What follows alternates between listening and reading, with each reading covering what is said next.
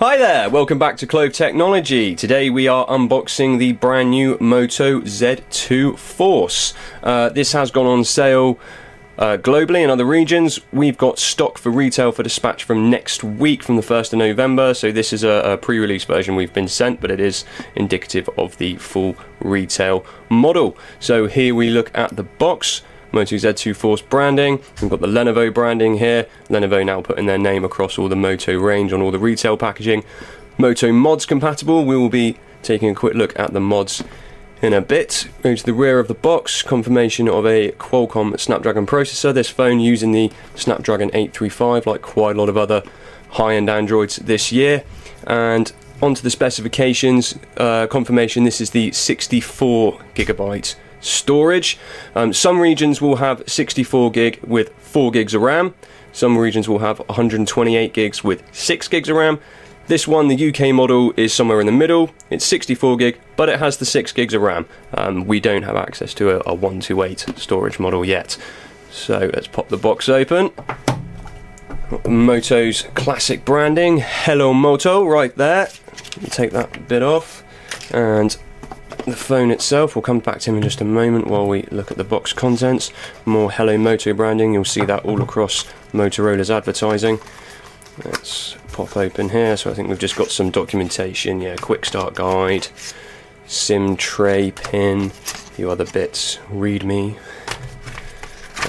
Put those over there for now.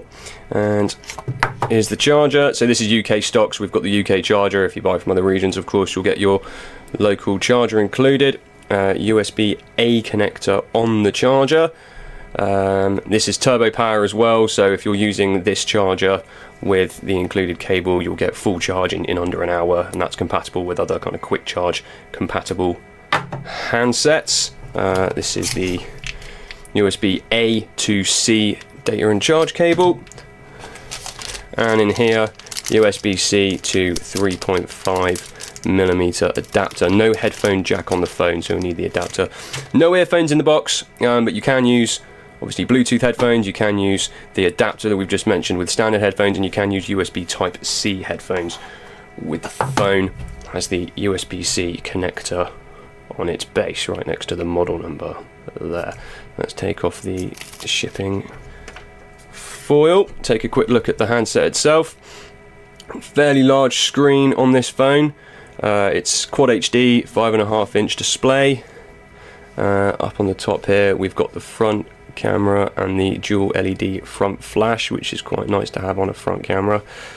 On the back we've got the Moto branding here, the dual 12-megapixel camera setup with dual LED flash here as well. So quite an impressive array of camera technology on the Z2 Force. Down the right hand side there's your volume buttons and your power button. On the top, SIM tray. This is a single SIM version for the UK. Microphone, antenna line. Nothing down the left hand side, that is clean. And on the base, as we've already seen, there's the USB-C port. Now the back cover comes off, and this is where you access the Moto mods connector here. So this in the box is a kind of black nylon plastic shell. They call it a style shell, and you can buy these separately. They come in various colours and finishes, like a wood effect or a patterned kind of arty paint blotch effect, and quite a few other different styles as well. You can also get quite a few other mods. We've got other videos and blogs about the other mods you can get. There's a new gamepad coming out which you can drop the phone into and play games with. There's a camera projector. There's turbo power packs, so extend the battery. You can also use the phone without the style shell if you want. It keeps nice and thin. It's a really nice profile without it, although you do get the round bump here.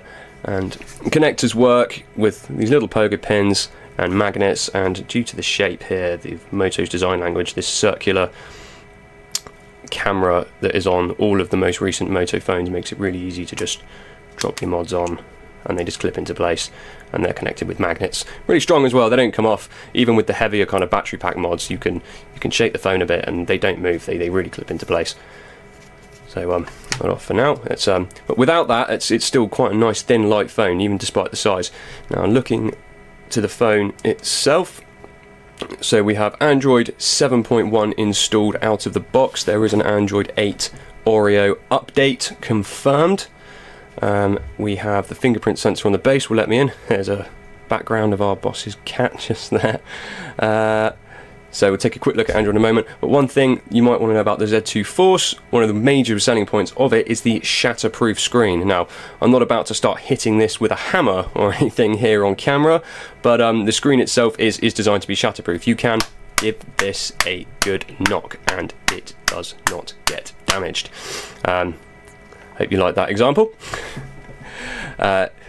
One of the maybe slight downsides to that, if you like a really shiny glossy screen, is that due to the technology to get that shatterproof technology on the phone, is that it's a slightly raised and dulled plastic coating on the top of it. So it's not a glass screen. It is a plastic coated screen. So unlike the Samsungs and the Apples of the world, this isn't shiny glass, but it doesn't break. And when you're spending, you know, upwards of £700 on a phone, you drop this face down onto concrete, it doesn't break, it doesn't crack, it doesn't, you know, it doesn't shatter, nothing happens to it. It is solid.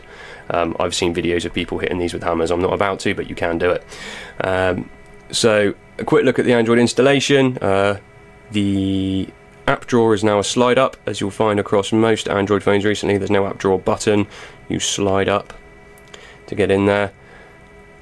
And Moto have their own additional features.